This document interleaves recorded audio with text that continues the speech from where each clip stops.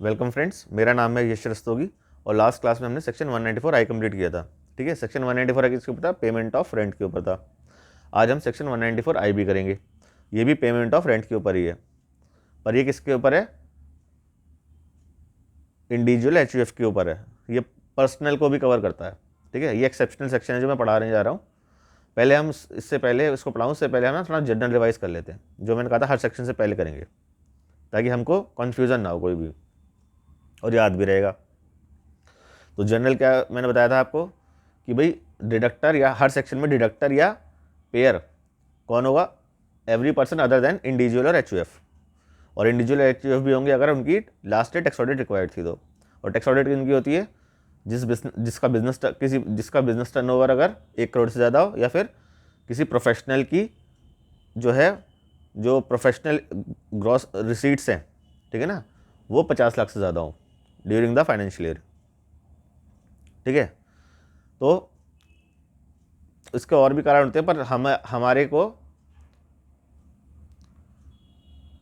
Tax audit के section में बाद में पढ़ाऊंगा। ठीक है, तो अभी जनरल हमको ये समझ के चलना है कि जिस भी प्रोफेशनल की ग्रॉस रिसीट 50 लाख से ज़्यादा हो और जिस भी बिजनेसमैन का बिजनेस टर्नओवर 1 करोड़ से ज़्यादा हो, ठीक है ना, ड्यूरिंग द फाइनेंशियल ईयर, उसको टैक्स ऑडिट की रिक्वायरमेंट होती है। ठीक है, तो ये हमारा जनरल रूल है। और दूसरा जनरल रूल क्या है? पेई का क्या है कि पेई में मैंने आपको बताया था कि भाई इनकम टीडीएस के सारे प्रोविजन किसके ऊपर बने? रेजिडेंट के लिए, रेजिडेंट पेई के लिए बने। एक्सेप्शन कौन कौन से सेक्शन है? एक तो सैलरी वाला जिसमें रेजिडेंट नॉन रेजिडेंट दोनों कवर है। ठीक है, सैलरी है, लॉटरी है, हॉर्स रेस है और commission on sale of lottery ticket से 4 सेक्शन है जिसमें रेजिडेंट और नॉन रेजिडेंट दोनों कवर है पेई के रूप में। बाकी सभी सेक्शन जो है वो रेजिडेंट के ऊपर ही है।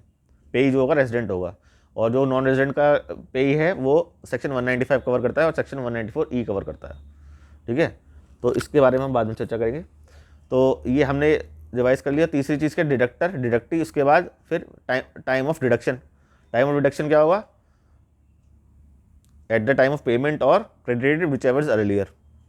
ठीक है, और उसकी एक्सेप्शन क्या है? पाँच एक्सेप्शन है उसकी, जहाँ पर केवल टाइम ऑफ पेमेंट पर ही टीडीएस डिडक्ट होगा। वो कौन कौन से सेक्शन है? सैलरी, लॉटरी, हॉर्स रेस, आपका डिविडेंड, और 5वां आपका compulsory acquisition by the government. ये 5 हैं। ये हमारा डिवीजन हो गया। अब हम सेक्शन 194 आईबी पे चलते हैं। अभी सेक्शन 194 आईबी जो है, ये जो हम जनरल बात करते हैं ना कि भाई मैं आपको जनरल रूल बता रहा हूँ, ये उसकी एक्सेप्शन है कि भाई पेयर कौन होगा? Every person other than individual HUF बोलते हैं ना, ये इसके अंदर पेयर क्या है? कौन है? इंडिविजुअल एचयूएफ ही पेयर है इसके अंदर। ये आया ही सेक्शन इंडिविजुअल एचयूएफ को कवर करने के लिए है। ये एक्सेप्शनल सेक्शन है। ठीक है, 194 आईए में भी एक्सेप्शनल सेक्शन है। ठीक है, वो भी इंडिविजुअल एचयूएफ को कवर करता है। ठीक है, तो हमें याद रखना है 2 सेक्शन अभी हमारे हो गए एक्सेप्शन के, 194 आईए और 194 आईबी। ठीक है, तो 194 आईए हम कंप्लीट कर चुके हैं, 194 आईबी आज हम कर रहे हैं। तो 194 आईबी क्या है? इसके अंदर ये क्यों आया सेक्शन, ये बताता हूँ। पहले सेक्शन ये इसलिए आया क्योंकि भाई पहले ना लोग रेंट तो लेते थे, ठीक है ना, ओनर ने टेनेंट रख लिया, रेंट ले लिया, पर वो इनकम टैक्स रिटर्न में नहीं दिखाते थे। जैसे 60-60 हज़ार रुपये महीने का रेंट आ रहा है, पर वो 1 रुपया भी इनकम टैक्स रिटर्न में नहीं दिखाते थे, तो गवर्नमेंट ने कहा ये चोरी हो रही है टैक्स की, तो उसको कैसे रोके?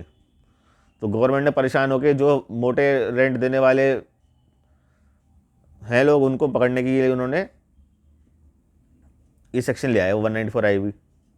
इसमें ये कहता है कि अगर जो टीनेंट है, ठीक है ना, अगर टीनेंट 50,000 रुपये महीना से ज़्यादा का रेंट दे रहा है, ठीक है, तो उसको टीडीएस काटना पड़ेगा एट द रेट 5%। सेक्शन ये कहता है, रेट ऑफ टीडीएस इसके अंदर क्या है? 5%। ठीक है ना, अगर महीने का रेंट जो है 50,000 से ज़्यादा का बैठता है तो, या फिर for the part of the month का भी जो रेंट है वो 50,000 से ऊपर का बैठता है महीने का, तो टीडीएस काटना पड़ेगा एट द रेट 5%। इस अब और the part of the month का क्या मतलब हुआ? मान लीजिए कि आपने कोई लैंड रेंट पे ले ली, ठीक है, अब रेंट जरूरी नहीं है ना, रेंट केवल बिल्डिंग का ही हो, लैंड का भी हो सकता है, ठीक है ना। तो ये जो सेक्शन है ये लैंड और बिल्डिंग के लिए है केवल, ठीक है। अब इसके अंदर क्या है कि भाई जो इंडिविजुअल एचयूएफ, अगर मान लिया आपने लैंड है वो रेंट पे ले ली एक दिन के लिए, और एक दिन का रेंट था अगर मान लो 90,000 रुपये, ठीक है, तो इस सेक्शन के हिसाब से TDS 5% उस पर कटेगा, ठीक है। अब यहाँ पर क्योंकि पार्ट ऑफ द मंथ हो गया, अगर मान लीजिए एक दिन के लिए लिया था रेंट, एक दिन के लिए लैंड ली थी तो, और 50,000 से ऊपर एक्सीड कर गया जो उसका किराया था, तो TDS 5% कट जाएगा, ठीक है। तो इस सेक्शन के अंदर भी अब क्योंकि ये सेक्शन इंडिविजुअल एचयूएफ को कवर करता है, तो क्या आप इंडिविजुअल एचयूएफ को कवर, अगर उनको इंडिविजुअल एचयूएफ को TDS के प्रोविजन में हम कवर कर देंगे, उनको TDS काटना पड़ेगा, तो क्या करना पड़ेगा, फिर वो उस पूरे चक्कर में फंस जाएंगे कि भाई पहले 10 लो, उसके बाद फिर सामने वाले का पेन लो, फिर क्या नाम है TDS काटो, फिर TDS जमा कराओ, फिर TDS की रिटर्न भरो, फिर TDS की सर्टिफिकेट इशू करो। तो गवर्नमेंट ने इस हार्डशिप से बचाने के लिए कि भाई 10 लेने की, उन्होंने कहा कि 10 लेने की रिक्वायरमेंट नहीं, जैसे 194 IE के अंदर करा था, इसके अंदर भी 10 लेने की कोई रिक्वायरमेंट नहीं है, ठीक है ना, 194 IB के अंदर भी। तो अब इसके अंदर कौन से लोग आते हैं, इंडिविजुअल एचयूएफ कौन से वाले आएंगे इसके अंदर, ठीक है ना, क्योंकि 194 आई के अंदर भी इंडिविजुअल एचयूएफ आते हैं अगर उनकी टैक्स ऑडिट रिक्वायर्ड है तो इस सेक्शन में लिखा गया कि इसके अंदर वो इंडिविजुअल एचयूएफ आएंगे जिनकी टैक्स ऑडिट रिक्वायर्ड नहीं थी, ठीक है ना, क्योंकि दो सेक्शन आपस में लड़ नहीं सकते, एक सेक्शन एक काम के लिए एक ही सेक्शन बनेगा, तो जो उसमें कवर हो रहा है 194 आई में वो इसमें कवर नहीं होगा, ठीक है। ये बात हमें ध्यान रखनी है हमेशा, दो सेक्शन है कॉन्ट्रडिक्शन कभी भी नहीं होना चाहिए, गवर्नमेंट इस बात का ख्याल रखती है। तो वहाँ अगर दो सेक्शन एक ही चीज़ की ओर बन रहे हैं तो दोनों में लिखा हुआ होगा कि भाई उस वाले सेक्शन में अगर आ रहा है तो इस सेक्शन में नहीं होगा, ये याद रखने वाली बात है, एक जनरल रूल बता रहा हूँ, ठीक है। जब दो सेक्शन किसी कॉन्ट्रडिक्शन उत्पन्न कर दे तो एक सेक्शन के अंदर जरूर लिख दिया जाता है दूसरे सेक्शन के लिए इस सेक्शन में अगर फॉल कर रहे हैं तो इस सेक्शन में फॉल नहीं करेंगे, ये नॉर्मल सा रूल है इनकम टैक्स के प्रोविजंस के अंदर, ठीक है। तो और ये क्या कहते हैं, रेंट का क्या मतलब है, rent means any payment by what ever name called under any lease, सब लीज, टीनेंसी और एनी अदर एग्रीमेंट और arrangement for the use of any land और बिल्डिंग और बोथ।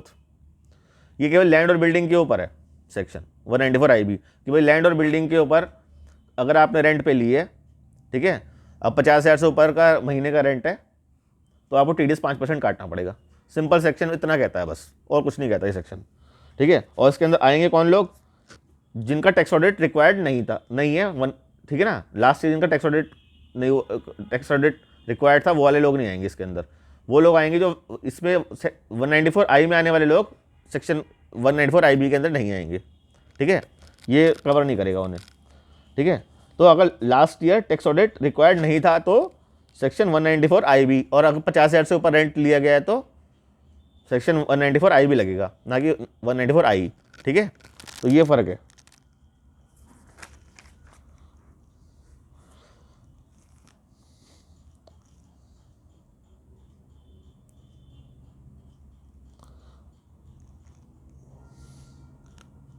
ठीक है, तो आज का हमने ये सेक्शन कंप्लीट कर लिया, ये हमारा 194 IB भी आज कंप्लीट हो गया, और कल हम 194J करेंगे, ठीक है। तो आज के लिए इतना ही, थैंक यू।